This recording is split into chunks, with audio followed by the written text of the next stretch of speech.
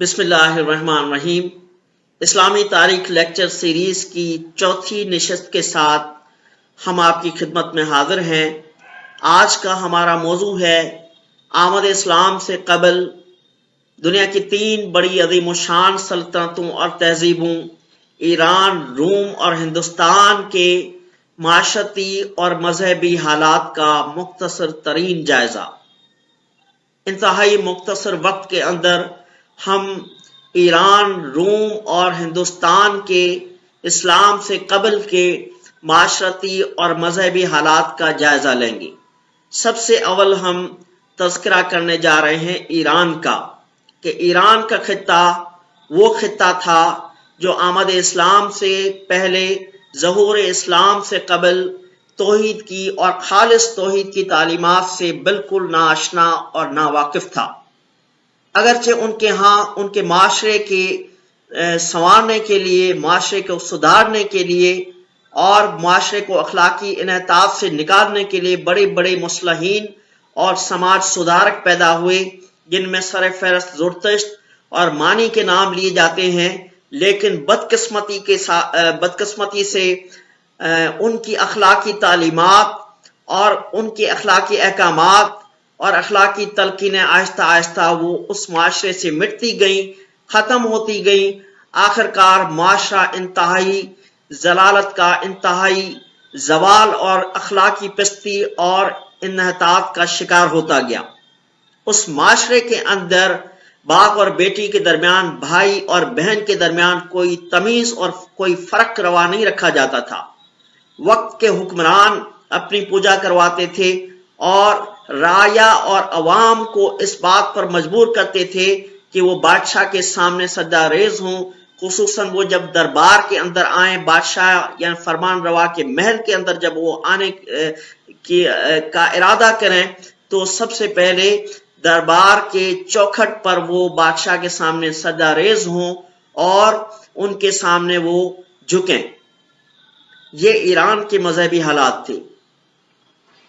معاشرتی لحاظ سے اگر دیکھا جائے تو اخلاقی قوانین کا کوئی اس معاشرے کے اندر وجود ہی نہیں تھا۔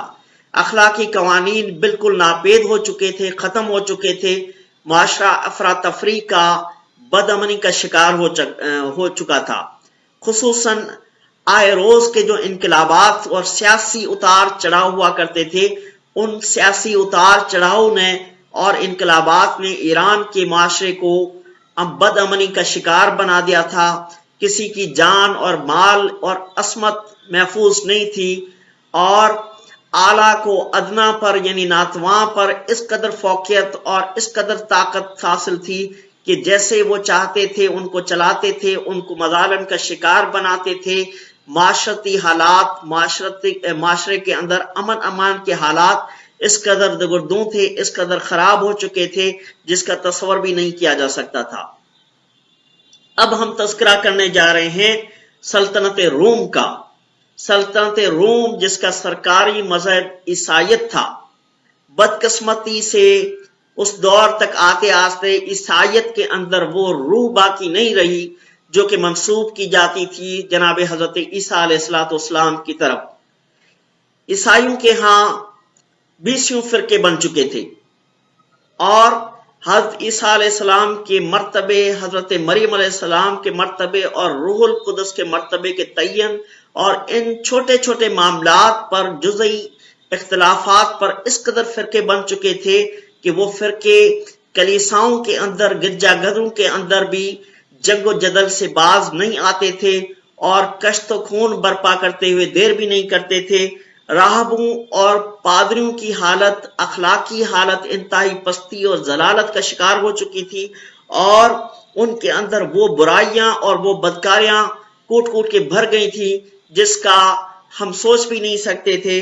لہذا وہ لوگ جن کے مذہبی پیشوا اور بزرگ جناب حضرت عیسیٰ علیہ السلام نے ان کو دنیاوی جاہ پرستی سے بچانے کی کوشش کی اور تعلیمات دی تھی، دنیاوی حرص اور ہوس سے بچانے کی کوشش کی، اور اس حوالے سے ان کے ارشادات ان کی مقدس کتاب انجیل کے اندر بھی موجود ہیں۔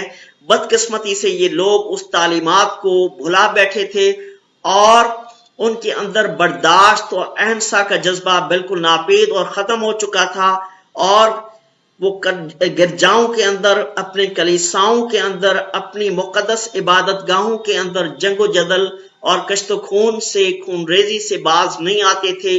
چھوٹی چھوٹی باتوں پر، چھوٹے چھوٹے معاملات اور جزئی مسائل پر وہ اس قدر آپس میں لڑتے رہتے تھے کہ بڑی بڑی جنگیں چھوٹے معاملات پر برپا ہو جاتی تھی، اور معاشرے کے اندر انتہائی بدامنی کا راج تھا۔ یہ روم کی سلطنت کا اس قدر برا حال تھا، اس قدر وہ انحطاط کا شکار تھی۔ اب تیسرا روحانی مرکز اس وقت کی دنیا کا ہندوستان ہے۔ مختصر طور پر ہم ہندوستان کے بارے میں بھی اتنا بتاتے چلیں کہ یہ خطہ بھی ایران کی طرح، بعین یا ایران کی طرح توحید کی، خالص توحید کی تعلیمات سے بالکل ناآشنا اور ناواقف تھا۔ جیسے کہ وہاں ایران کے اندر زرتشت اور مانی تشریف لائے، ان لوگوں کو انہوں نے اخلاقی تعلیمات دی، اخلاقی پستی سے نکالنے کی کوشش کی۔ یہاں ہندوستان کے اندر بھی جناب گوتم بدھ اور کرشن بھی اسی طرح معاشرے کے سدھارنے کے لیے تگ و دو میں لگے رہے، کوشش کرتے رہے، لیکن بدقسمتی سے ان کی تعلیمات کو بھی اہل ہند نے بھلا دیا تھا، اور معاشرے کے اندر انحطاط، معاشرے کے اندر زوال، اخلاقی انحطاط انتہائی عروج پہ پہنچ چکا تھا۔ ذات پات کا نظام ہندوستان کے اندر جو جڑ پکڑ چکا تھا، اس ذات پات کے نظام کے اندر سب سے زیادہ بڑی فوقیت اور اہمیت برہمنوں کو حاصل تھی۔ برہمن جو کہ مذہبی طبقہ تھا، وہ جیسے چاہتا تھا حکمرانوں، راجوں، مہاراجوں کو پہ چلاتا تھا۔ ان کا حکم راجوں، مہاراجوں اور ریاستوں کے حکمرانوں اور فرمان رواؤں پر بھی چلتا تھا، اور عوام پر وہ انتہائی مظالم ڈالتے تھے۔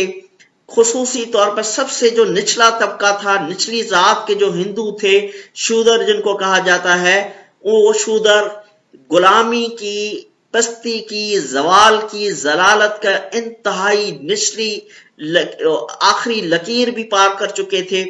ان کو معاشرے کے اندر کوئی عزت، کوئی مقام، کوئی عصمت حاصل ہی نہیں تھی، اور ان کو جب وہ غلطی سے یا بھولے سے وید کا کوئی ایک بھجن یا ٹکڑا بھی سن لیتے تھے تو ان کے کانوں میں پگھلا ہوا سیسا ڈالا جاتا تھا۔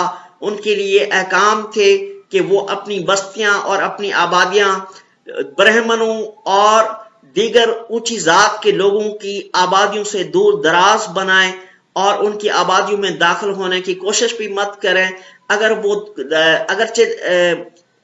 اگر کسی مجبوری کی وجہ سے وہ داخل ہو بھی جایا کرتے تھے، ان کے شہروں میں آتے بھی تھے، تو ان کو انتہائی سخت اور کڑی سزائیں دی جاتی تھی، سنائی جاتی تھی۔ یہ ذات پات کا نظام معاشرے کے اندر اس قدر جڑ پکڑ چکا تھا، اور اس نظام سے اہل ہند جان چھڑانے کی کوشش کرتے تھے، لیکن معاشرتی قوانین ایسے تھے کہ جس سے وہ اس کی وجہ سے، ان معاشرتی قوانین کی وجہ سے، ذات پات کے نظام سے وہ چھٹکارا پا ہی نہیں سکتے تھے۔ عورت کی جو حالت تھی، عورت کا جو مقام تھا، وہ انتہائی گرا ہوا تھا۔ اس کو کوئی زندگی گزارنے کا حق ہی حاصل نہیں تھا۔ اگر وہ قضا سے بیوہ ہو جاتی تھی، یا اس کا شوہر زندگی میں مر جاتا تھا، تو اس کو اپنے شوہر کی لاش کے ساتھ جل کر مرنا پڑتا تھا، جسے ستی کہا جاتا تھا۔ لہذا ہندوستان کا معاشرہ ایران کے معاشرے کی طرح انتہائی ضلالت اور انتہائی بدحالی کا شکار تھا، اور ان لوگوں کی مذہبی حالت یہ تھی کہ انہوں نے ہر چیز کو خدا بنایا ہوا تھا۔ زمین و آسمان کی ہر چیز کی وہ عبادت کیا کرتے تھے۔ جس چیز سے وہ دیکھتے تھے کہ نفع مل رہا ہے، فائدہ مل رہا ہے، اس کو بھی انہوں نے خدا اور معبود بنا دیا تھا۔